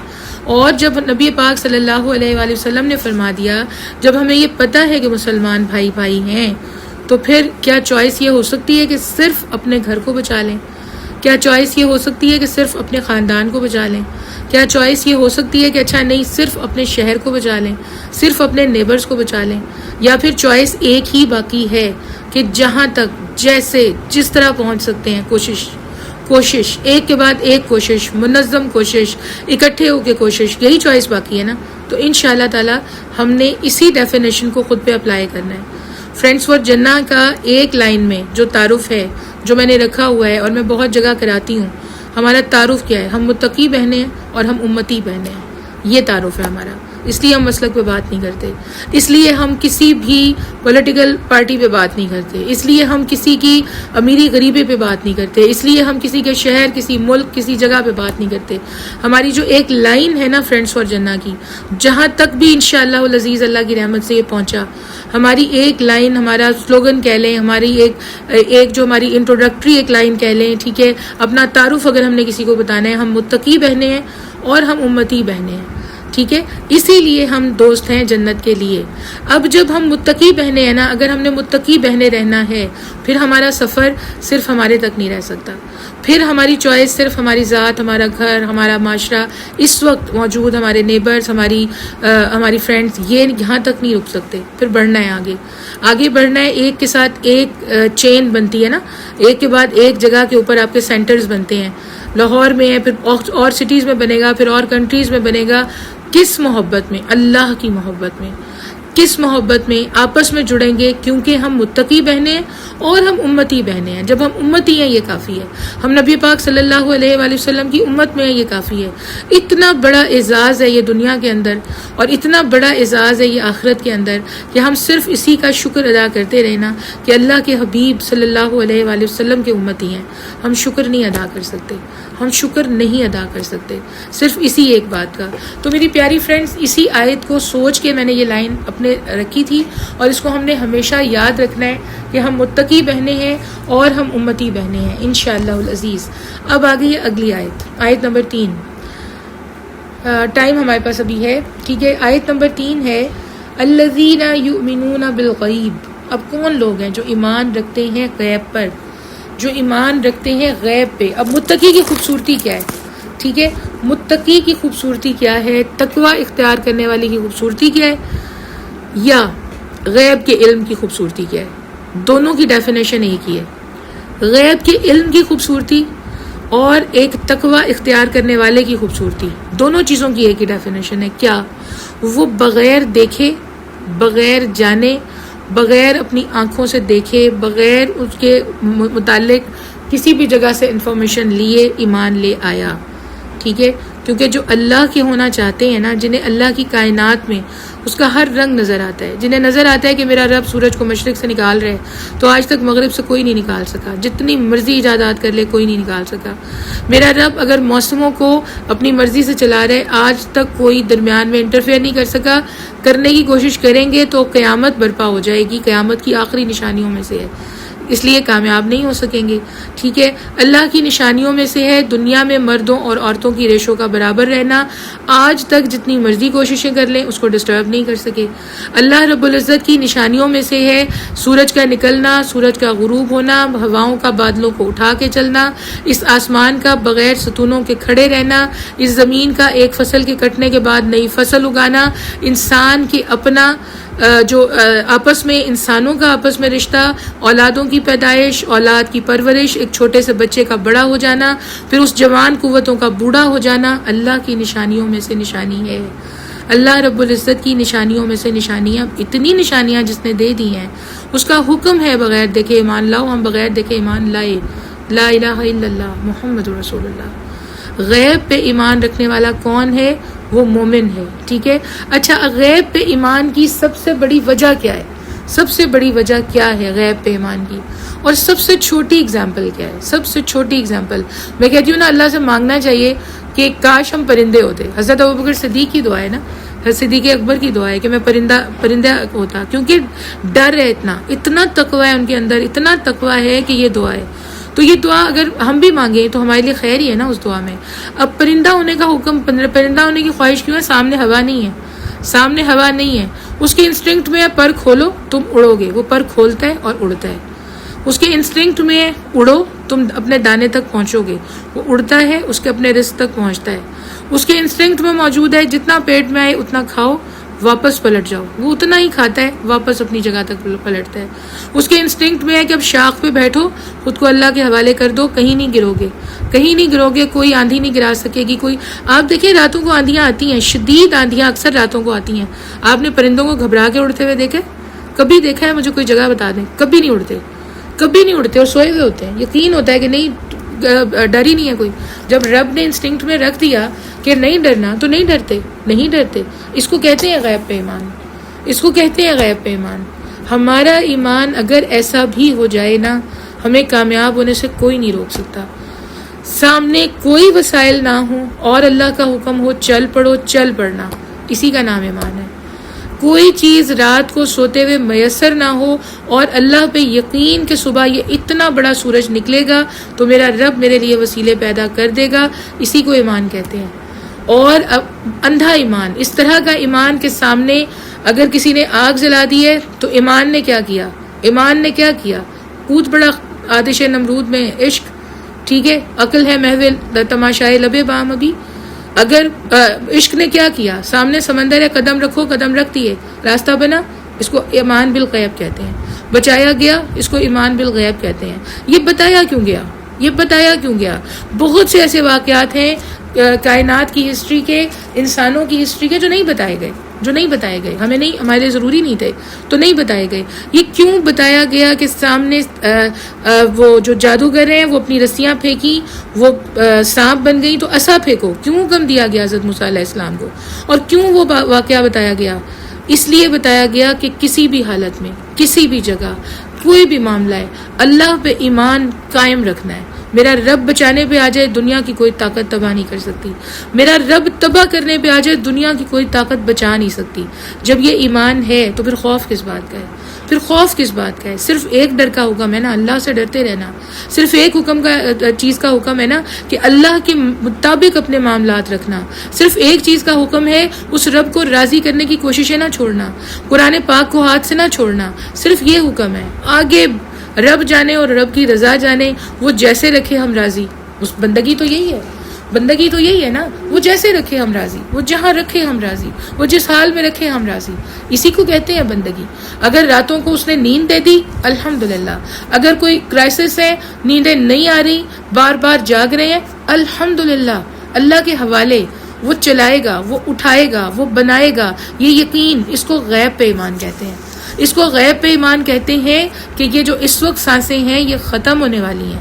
اس کو غیب پہ ایمان کہتے ہیں. اس کو غیب پہ ایمان کہتے ہیں کہ جو موت ہے اس کا ذائقہ ہے، بتایا گیا ہے، اور ہمیں نہیں پتا کیسا ہوگا. صرف ہماری کوششیں ہیں جو اس کو بہت اچھا، بہت میٹھا، بہت آرام دہ، بہت راحت والا بنا سکتی ہیں. اللہ ہم سب کے لیے اس ذائقے کو بہت خوبصورت رکھے، بے انتہا اچھا رکھے، ہمارے پیاروں کے لیے رکھے. ٹھیک ہے. اچھا، قبر اندر کیا معاملات ہیں؟ ابھی تک کسی نے جا کے چاہے اپنی ماں کو دفن کیا ہے، چاہے اپنے باپ کو دفن کیا ہے، چاہے اپنے کسی پیارے کو دفن کیا ہے، کیا ہم ایسے ہیں کہ جا کے تھوڑی دیر کے بعد قبر کھود لیں؟ کیا ہم ایسے ہیں کہ تھوڑی دیر کے بعد پھر اس جگہ کے اوپر جا کے ان کو وہاں سے نکالنے کی کوشش کریں؟ نہیں ہے نا مسلمان، ایسا نہیں ہے. کہاں ہے وہ؟ اللہ کے حوالے. کہاں ہے وہ؟ اللہ کے حوالے. ہم خود کہاں ہیں؟ اللہ کے حوالے. اس وقت دل کہاں ہے؟ اللہ کے حوالے. جب سب کچھ اللہ کے حوالے ہے تو پھر ایمان بالغیب کیا ہے؟ یہی کیفیت ہے، یہی کیفیت ہے. حشر کا دن نہیں دیکھا ہوا، لیکن سورج نکلتا ہے، روز یاد کرتے ہیں وہ دن آنا ہے، ایسے ہی آنا ہے. اس سے زیادہ گرم دن ہے، بہت شدید گرم دن ہے، بہت شدید سورج ہے، بہت شدید آگ ہے، کیونکہ دوزخ کے دروازے بھی کھلے ہوئے ہیں وہاں. بہت شدید کیفیت ہے، اور اس کیفیت میں بچانے والی ذات کس کی ہے؟ اللہ رب العزت کی. یہ یقین ہی، یہ کیفیت ہی، یہ سب کچھ سوچنا ہی ایمان بالغیب ہے. اسی کو ایمان بالغیب کہتے ہیں. اور پھر ان جنتوں کا تصور جن کے صرف انٹرنس بتائی گئی ہے قرآن میں، ان جنتوں کا تصور باندھ کے جینا، اپنی اس زندگی کا تصور باندھ کے جینا، اپنی اس زندگی کے لیے تیاری کرنا. اللہ رب العزت نے فرما دیا وہ رب ہے، اللہ رب العزت نے فرما دیا یہ میرے رسول ہیں، اللہ رب العزت نے فرما دیا یہ میری کتابیں ہیں، اللہ رب العزت نے فرما دیا یہ میرے فرشتے ہیں، اللہ رب العزت نے فرما دیا یوم آخرت ہے. ہر چیز پہ ایمان، ہر چیز پہ ایمان. تو یہاں قرآن میں اللہ رب العزت کیا فرما رہے ہیں؟ سب سے پہلے بتا کہ ہدایت کس کے لیے ہے.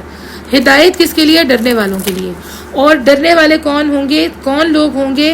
الذین یؤمنون بالغیب.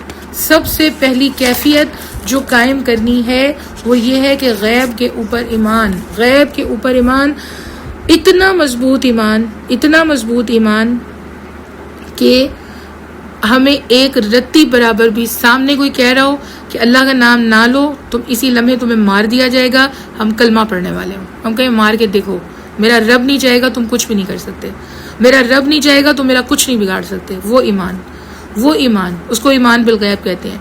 سب گولیاں جو چلتی ہیں نا وہ صرف اس کو لگتی ہیں جہاں رب نے چاہے. سب موت کے میں نے یہ جب ہم لوگ اے پی ایس کا واقعہ ہوا، جب ہم لوگ یہ بلاسٹ ہر جگہ پہ ہو رہے تھے، ہم کس ایمان کے ساتھ کھڑے تھے؟ ہر جگہ ہر کوئی نہیں مرتا، اور جو مرے گا اس وقت وہ شہید ہے. ایمان بالغیب، اللہ پہ ایمان. تو اور اچھا ایک بات اور مجھے یہ بتائیں، ہم نوالا منہ میں رکھتے ہیں ٹھیک ہے، ہمیں اس کا پورا پروسیس ہم نے آنکھوں سے دیکھا ہے، آپ میں سے کسی نے دیکھا ہے؟ نوالا بنا کے ہم نے منہ میں رکھ دیا، اب یہ چبے گا پہلے دانتوں سے، پھر یہ ہماری خوراک کی نالی میں جائے گا، یہ ہمارے معدے تک پہنچے گا، وہاں سے ہمیں انرجی ملے گی ٹھیک ہے. جو بھی اس میں چیز غیر ضروری ہے جسم کے لیے ٹاکسک ہے وہ باہر نکل جائے گی جسم سے. ہم نے یہ پروسیس اپنی آنکھوں سے دیکھا ہے؟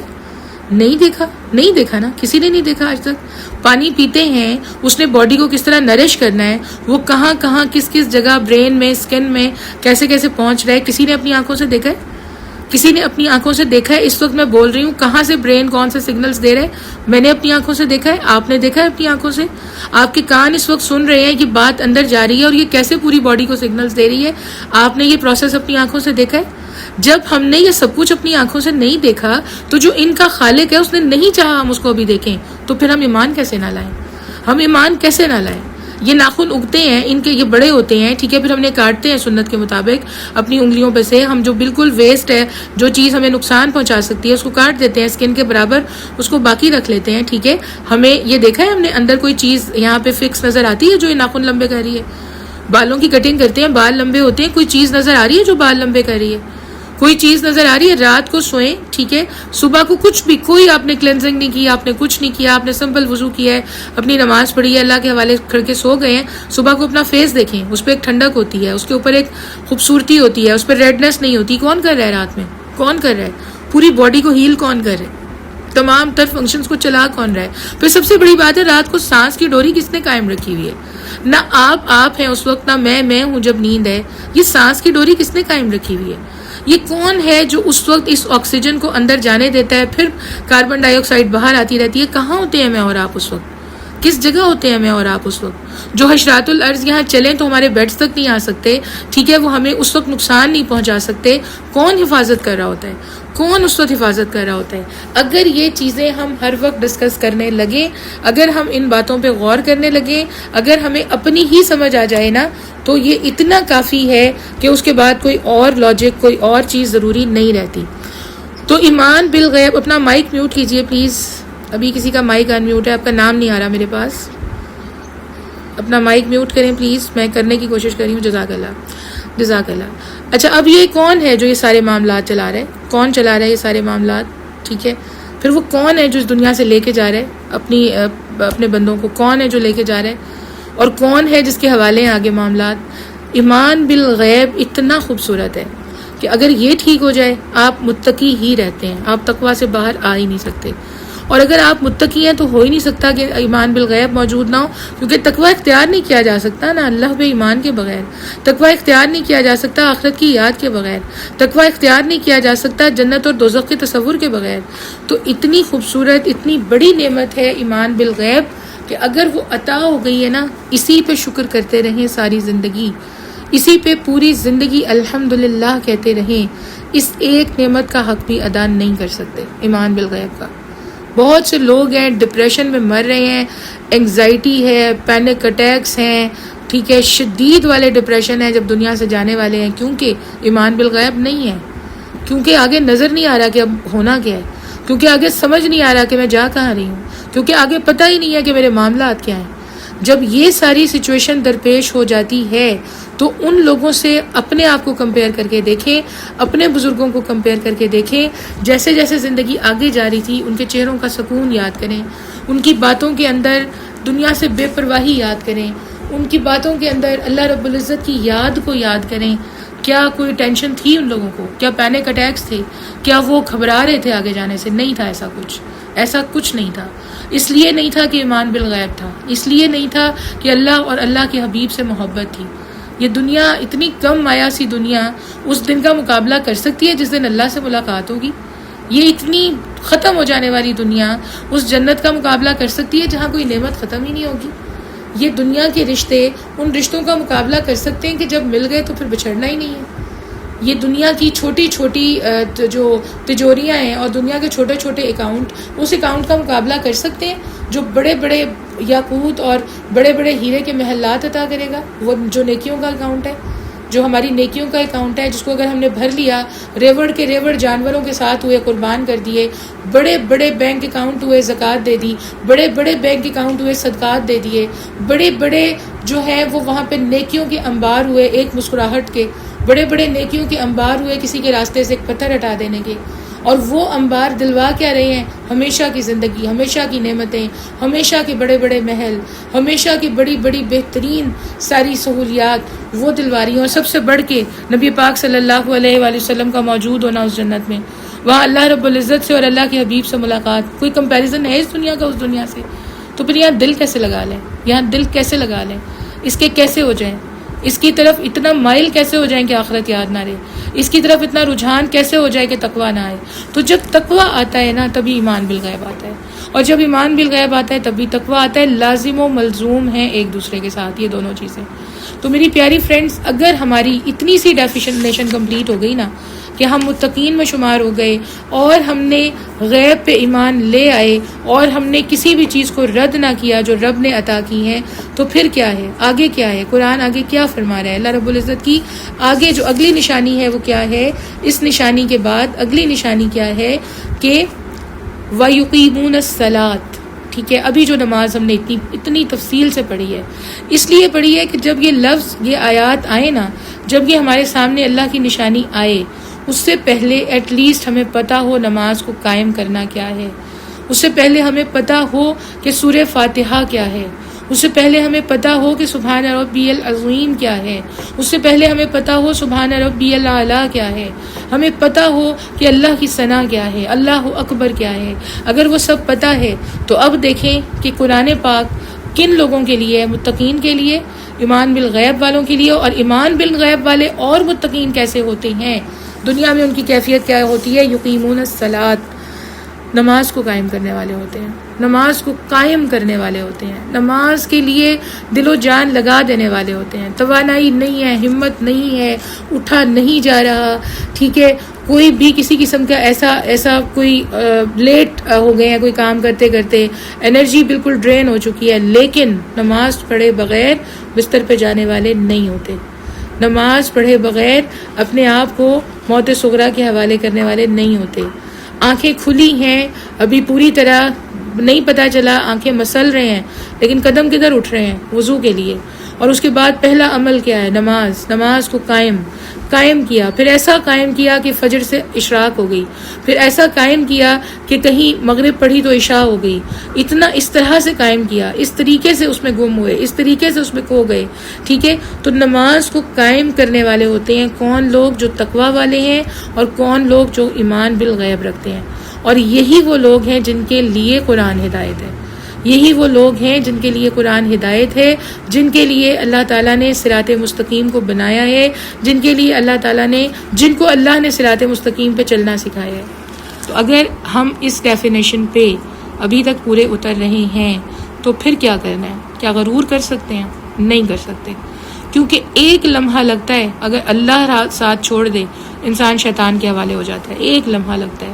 اگر ہم ایسے ہیں، ہمیں اپنے اندر یہ نشانیاں نظر آ رہی ہیں، تو یہ صرف اللہ کی رحمت ہے، اور زیادہ سجدے لمبے کر دینے ہیں، اور زیادہ الحمدللہ کا ورد کر دینا ہے، اور زیادہ خود کو اللہ کے حوالے کر دینا ہے، اور زیادہ دعاؤں کے لیے ہاتھ اٹھا دینے ہیں کہ یا رب یہ کیفیت نہ چھینیے گا، اللہ پاک یہ صلاحیتیں نہ چھینیے گا. اللہ رب العزت وقت میں سے برکت نہ چھینیے گا. یا رب اپنی یاد نہ چھینیے گا. اللہ پاک ہمیں کبھی بھی ایسا نہ کیجیے گا کہ وہ لوگ جن کے دلوں پہ جن کے کانوں پہ مہریں لگ جاتی ہیں ہمیں کبھی ان میں شمار نہ کیجیے گا. پھر ایسے ہو جانا ہے. جتنا آپ یاد رکھیے جتنا ایمان دل میں اترتا ہے نا اتنی تواضع آتی ہے. جتنا ایمان دل میں اترتا ہے اتنی انکساری آتی ہے. جتنا ایمان دل میں اترتا ہے اتنی عاجزی آتی ہے. اگر کوئی بہت زیادہ تند خوب بندہ ہے نا، بہت زیادہ اپنے آپ میں گم، بہت زیادہ دعوے کرنے والا، بہت زیادہ مطلب اس طرح کے لوگ موجود ہیں، تو یہ فیصلہ کر لیں ابھی یہ مسلم تو ہے لیکن اس کے دل میں ایمان کی تراوت نہیں اتری.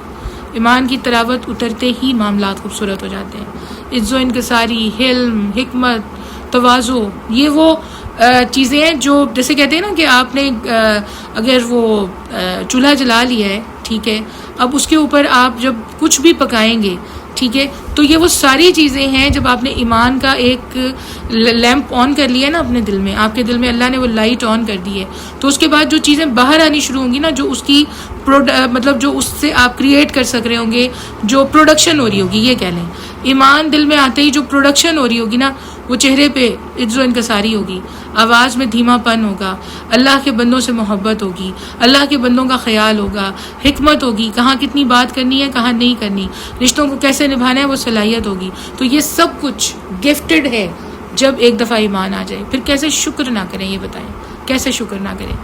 دعا مانگ لیتے ہیں. اللهم صل على محمد وعلى آل محمد كما صليت على إبراهيم وعلى آل إبراهيم إنك حميد مجيد. اللهم بارك على محمد وعلى آل محمد كما باركت على إبراهيم وعلى آل إبراهيم إنك حميد مجيد. ربنا آتنا في الدنيا حسنة وفي الآخرة حسنة وقنا عذاب النار وقنا عذاب القبر وقنا عذاب الحشر وقنا عذاب الميزان. یا رب رحمان الرحیم، یا رب غفور الرحیم، یا اللہ اے پیار کرنے والے، اے رحم کرنے والے، اے 70 ماؤں سے زیادہ محبت کرنے والے، ہمارے رحیم اور کریم پروردگار، ہمارے رحمان اور رحیم پروردگار، ہمارے پیارے مالک، یا اللہ رب العزت، یا اللہ رب العزت، یا اللہ رب العزت، میرے اللہ اس وقت اس دنیا میں بہت سارے محاذوں پہ سامنا ہے مسلمانوں کو. یا رب مدد کر دیجئے، اللہ رب العزت مدد کر دیجئے، میرے اللہ مدد کر دیجئے. یا اللہ اس چھوٹی سی کلاس سے لے کے میرے اللہ جہاں جہاں پہ دین کا کام ہو رہا ہے میرے رب مدد فرما دیجئے. یا رب حفاظت فرمائیے، اللہ رب العزت حفاظت فرمائیے. یا رب ہم نے متقین کی ڈیفینیشن کو پڑھا، آپ کی رحمت سے پڑھا. اللہ ان آنکھوں نے کام کیا، اس زبان نے کام کیا، یا رب سن سکے، آپ کی رحمت تھی. الحمدللہ رب العالمین. میرے اللہ ہمیں متقین میں شمار فرما لیجیے. یا رب ہم نے ایمان والوں کی تعریف کو پڑھا کہ غیب پہ ایمان والے ہوتے ہیں. میرے اللہ ہمارے ایمانوں کو مضبوط کر دیجیے. یا اللہ یہ دجالی دور ہے، میرے اللہ یہ دجالی دور ہے، لیکن اللہ جی آپ کا وعدہ ہے ایمان والے نہیں ہاریں گے. یا رب آپ کا وعدہ ہے کہ ایمان والوں کو کی فتح ہوگی. یا رب آپ کا وعدہ ہے میرے اللہ کہ آپ حفاظت کریں گے. یا رب حفاظت فرمائیے، اللہ رب العزت حفاظت فرمائیے. یا اللہ ہر طرح کی دجالی قوتوں سے، شیطانی قوتوں سے، حاسدین سے یا رب حفاظت فرمائیے. میرے اللہ حفاظت فرمائیے. یا رب ہمیں اپنی حفاظت میں لے لیجئے. میرے اللہ اس وقت ہمارے ہاتھ اٹھے ہوئے ہیں میرے پیارے اللہ، ہم نے سورہ بقرہ شروع کی ہے. یا اللہ یہ قرآن کا کلائمیکس ہے یہ سورت. میرے اللہ اپنی رحمتوں سے ہماری زندگیوں میں بھی خوشیوں کے، راحتوں کے، ایمان کے کلائمیکس لے آئیے. یا رب وہ کلائمیکس جو آپ کی یاد میں ڈوبے ہوئے کلائمیکس ہوں. یا رب پوری آپ کی یاد میں گم خوشیاں ہوں. اللہ آپ کی یاد میں ڈوبی ہوئی خوشیاں ہوں. اللہ ہماری ذات آپ کی یاد سے تر ہو. میرے رب ایسی خوشیاں عطا فرما دیجیے. میرے پروردگار، میرے پیارے اللہ، میرے اللہ، اے رحیم اللہ، اے کریم اللہ، اے میرے پیارے پروردگار، میرے رب جو کوششیں ہم کر رہے ہیں یا اللہ ان کوششوں کو اپنی رحمتوں سے، محض اپنی رحمتوں سے ہمارے لیے، ہمارے والدین کے لیے، والدین کے والدین کے لیے، یا رب ہماری اولادوں کے لیے، اولادوں کی اولادوں کے لیے، یا رب ہمارے شوہر کے لیے، یا رب بھائیوں کے لیے قبول کر لیجئے، یا اللہ دوستوں کے لیے قبول کر لیجئے، یا رب میرے اساتذہ کے لیے قبول کر لیجئے۔ میرے اللہ میرے پروردگار، ہم سب کو جنت الفردوس میں نبی پاک صلی اللہ علیہ وآلہ وسلم کے پڑوس میں گھر عطا فرما دیجئے، یا رب اس گھر پہ نام لکھ دیجئے، پروردگار اس کے لیے قبول کر لیجئے۔ میرے رب یا اللہ پاک، یا اللہ ایک پتھر، یا اللہ اس کی قسمت ہوتی ہے نا، وہ گندم کے بیگ میں اگر تل جائے، یا رب ہم وہ پتھر صحیح اللہ آپ قبول کر لیجئے، یا رب آپ قبول کر لیجئے۔ اہل اللہ کے ساتھ زندہ رکھیے گا اللہ، اہل اللہ کے ساتھ موت دیجیے گا، یا رب آپ کے عشق کی زندگی ہو، یا رب آپ کے عشق میں موت ہو، یا رب میرے اللہ عزت کی زندگی ہو، شہادت کی موت ہو، یا رب قبول کر لیجئے، یا رب قبول کر لیجئے۔ میرے اللہ ان کوششوں کو قبول کر لیجئے، یا رب اس میں ساتھی عطا فرما دیجئے، یا رب یا اللہ پاک اس میں اپنے فرشتوں کے ذریعے مدد فرما دیجئے، اللہ اس میں برکت عطا فرما دیجئے، اور میرے اللہ اسی کلاس کی برکت سے اس وقت جس جگہ پہ یہ کلاس ہے، یا رب میرے اللہ یہ گھر اور جہاں اس وقت قرآن کھلا ہوا ہے، میری جس بہن کے ہاتھ اٹھے ہوئے ہیں، یا اللہ جو مشکلات ہیں، پریشانیاں ہیں، میرے رب اپنی رحمت سے وہ حل فرما دیجئے، یا اللہ جو بیماری ہے ان کو شفا میں بدل دیجئے۔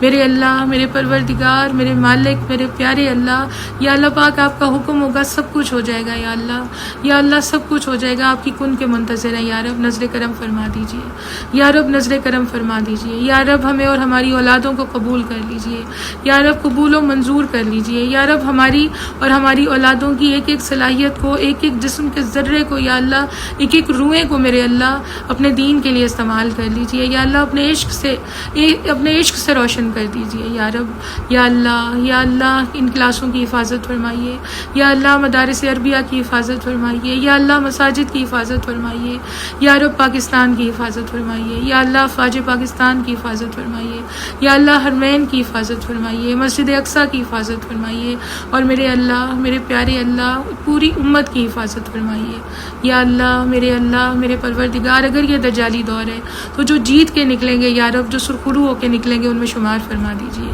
آمین یا رب العالمین، آمین یا رب العالمین۔ اللہم صلی علی محمد وعلی آل محمد کما صلیت علی ابراہیم وعلی آل ابراہیم انک حمید مجید، اللہم بارک علی محمد وعلی آل محمد کما بارکت علی ابراہیم وعلی آل ابراہیم انک حمید مجید۔